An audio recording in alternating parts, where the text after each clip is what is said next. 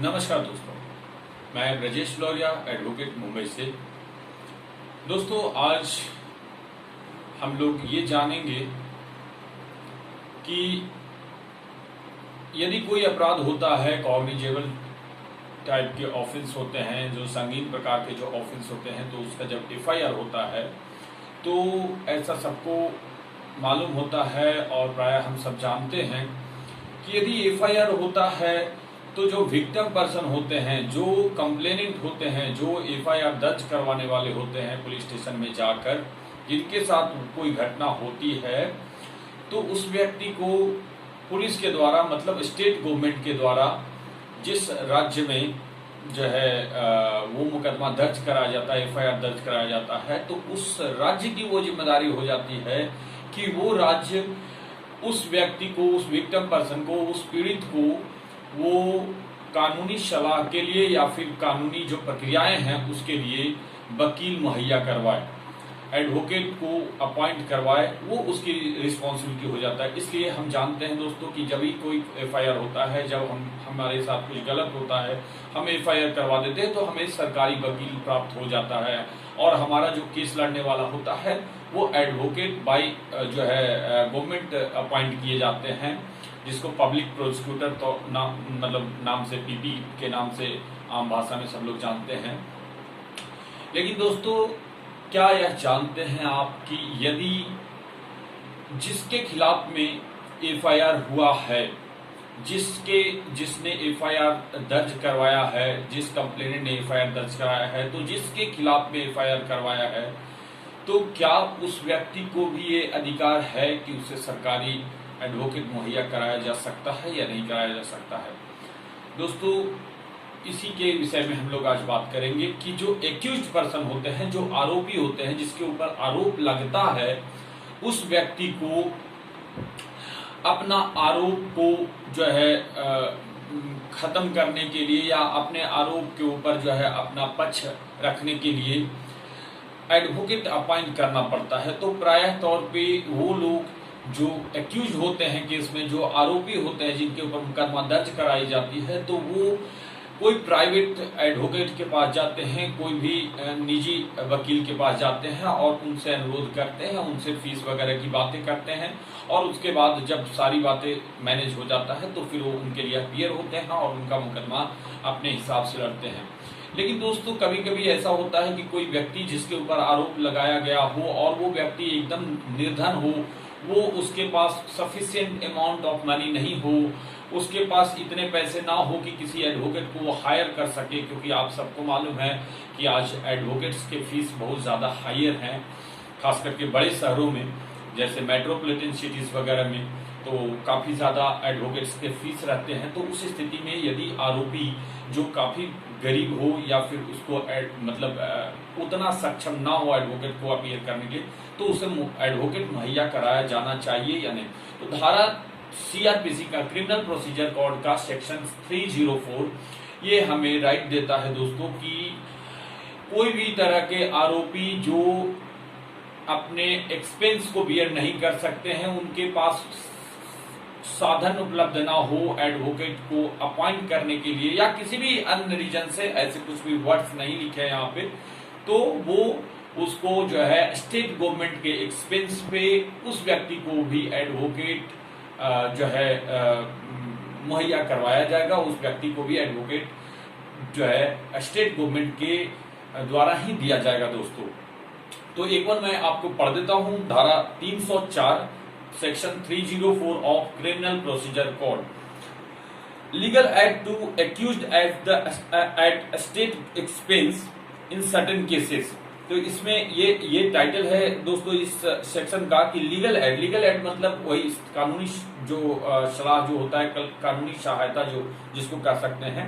To accused मतलब आरोपी, eight state expense मतलब स्टेट के एक्सपेंस पे, मतलब स्टेट के खर्चे के ऊपर जो है जाएगा, राज्य के खर्चे के ऊपर जाने वाला, इन सर्टेन केस। तो इसमें 304 सबसेक्शन 1 में कहता है कि where in a trial before the court of session, यदि कोई भी केस जो है कोर्ट ऑफ सेशन के अंदर ट्रायल हो रहा है, दोस्तों समझने वाली बात है, कोर्ट ऑफ सेशन के पास वही केसेस, वही अपराध का ट्रायल होता है, वही अपराध के बारे में जो है प्रक्रियाएं जो है ट्रायल में जाती है जो संगीन प्रकार के अपराध होते हैं। अदरवाइज वो फर्स्ट क्लास मजिस्ट्रेट के पास जाते हैं, नहीं तो उससे भी छोटे प्रकार के कोई अपराध हो तो वो सेकंड क्लास मजिस्ट्रेट के पास भी जाता है। तो यहाँ पे court of session word use किया है। यदि कोर्ट ऑफ सेशन के पास जो है कोई भी मुद्दा जो है ट्रायल में चल रही है तो उसके लिए where in a trial before the court of session the accused is not represented by a pleader, और वहां पे यदि कोई भी केस सेशन कोर्ट के पास चल रहा हो और जो एक्यूज्ड है, आरोपी है, वो अपने प्लीडर को रिप्रेजेंट नहीं कर पाते हो, क्या लिखा है, प्लीडर मतलब हो गया, आप समझ रहे हैं, प्लीडर का मतलब एडवोकेट, वकील, और वो एक्यूज्ड आरोपी जो है प्लीडर को अपीयर नहीं कर पाते हो, and where it appear to the court that the accused has not sufficient mean to engage a pleader, और यह कोर्ट को बताया जाता हो, क्या लिखा हुआ है, where it appear to the court, यह कोर्ट को अपीयर किया जाता हो, बताया जाता हो, that the accused has not sufficient mean to engage a pleader, कि एक्यूज्ड के पास सफिशिएंट मीन नहीं है, मतलब साधन उपलब्ध नहीं है, सफिशिएंट साधन नहीं है,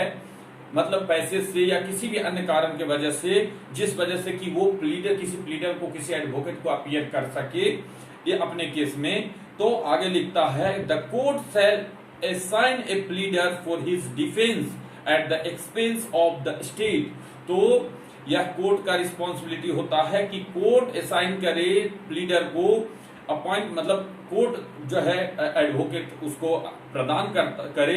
उसके डिफेंस के लिए, मतलब उसके बचाव के लिए, आरोपी को के बचाव के लिए भी कोर्ट जो है एडवोकेट को, ये एक्यूज्ड को एडवोकेट प्रदान करे at the expense of the state, मतलब राज्य के खर्चे के ऊपर जो है वो करे। जिस तरह से जैसे प्लीडर और पब्लिक प्रोसिक्यूटर होते हैं, पीपी होते हैं, जो कंप्लेनेंट जो विक्टिम के फेवर में केस लड़ते हैं स्टेट गवर्नमेंट की तरफ से, उसी तरह से कंप्लेनेंट की तरफ से जो है एक्यूज के तरफ से जो केस लड़ा जाएगा तो वो भी एडवोकेट स्टेट गवर्नमेंट के खर्चे के ऊपर ही जो है कोर्ट को जो है उन्हें देना पड़ेगा। तो ये सेक्शन आप समझ गए होंगे दोस्तों। इसमें कुछ छोटा आगे जो ये सब सेक्शन 2 में है कि हाई कोर्ट का फिर वहां पे पावर होता है कि वो रूलिंग बनाते हैं कि जो है वो जो भी पर्सन जो अपॉइंट किए जाएंगे एज एन एडवोकेट उसके डिफेंस के लिए, तो उसको कितने पैसे दिए जाएंगे, क्या क्या फैसिलिटीज दिए जाएंगे उस एडवोकेट को जो अपॉइंट किए जाएंगे खास करके एक्यूज के लिए, तो उसको क्या क्या फीस दिए जाएंगे, क्या क्या फैसिलिटीज दिया जाएगा उस लीडर को, उस एडवोकेट को। तो ये सेक्शन 2 में मेंशन है। तो ये आप समझ गए होंगे दोस्तों। तो उसके बाद सब सेक्शन 3 में लिखा है दोस्तों, the state government may by notification direct that as from such date as may be specified in the notification, the provision of subsections 1 and subsection 2 shall apply in relation to any class of trial before other court in the state as they apply in relation to the trial before the court of the session। यहाँ पे ये बोलता है जो है दोस्तों sub section 3 में ये बोल रहा है कि स्टेट गवर्नमेंट बाय नोटिफिकेशन या बाय जो है नोटिफिकेशन के जरिए वो ये भी बता सकता है कि यदि वो जो कोर्ट ऑफ सेशन के अंदर चल रहा है केसेस, मतलब कॉग्निजेबल ऑफेंस होगा दोस्तों, court of session in the sense court of session में ट्रायल इन द सेंस कोई कॉग्निजेबल ऑफेंस होंगे, तो ये उस केस के उस कॉग्निजेबल ऑफेंस मतलब वो अपराध का जो ट्रायल चल रहा है कोर्ट ऑफ सेशन के पास, तो उससे रिलेटेड यदि और भी तरह का कोई बात हो, मुद्दा हो, तो उसके लिए यदि कोई दूसरे कोर्ट में भी, मतलब कि फर्स्ट क्लास मजिस्ट्रेट के पास, सेकंड क्लास मजिस्ट्रेट के पास या कोई अदर ऑथोरिटी के पास भी यदि बात होती है, तो उसके लिए भी नोटिफिकेशन के जरिए स्टेट गवर्नमेंट जो है उस मुद्दे के केस के लिए जो कोर्ट ऑफ सेशन से के जो केस चल रहा है उससे जुड़ी हुई कोई बात हो, तो उसके लिए भी जो है स्टेट गवर्नमेंट के एक्सपेंस पे ही जो है प्लीडर अपॉइंट होंगे जो है एक्यूज के तरफ से, और उनको जो है अपना डिफेंस देंगे। तो मैं आशा करता हूं दोस्तों कि इसके धारा 304 ऑफ सीआरपीसी आप समझ चुके होंगे अच्छी तरह से, और इसे और एक बार आप अच्छी तरह से रीड कर सकते हैं गूगल पे, नेट पे, या फिर बुक्स पे। आप बेहतर तरीके से समझने के लिए मैंने तीनों इसके सब सेक्शंस को भी बता दिया है दोस्तों। नेक्स्ट टाइम फिर से कुछ नए टॉपिक के ऊपर हम आएंगे दोस्तों, नए टॉपिक के ऊपर बात करेंगे। तब तक के लिए थैंक यू, धन्यवाद। और मैं आशा करता हूं दोस्तों कि यदि आपको ये वीडियो अच्छा लगा हो तो इसे शेयर करेंगे, लाइक करेंगे, सब्सक्राइब करेंगे। Thank you very much.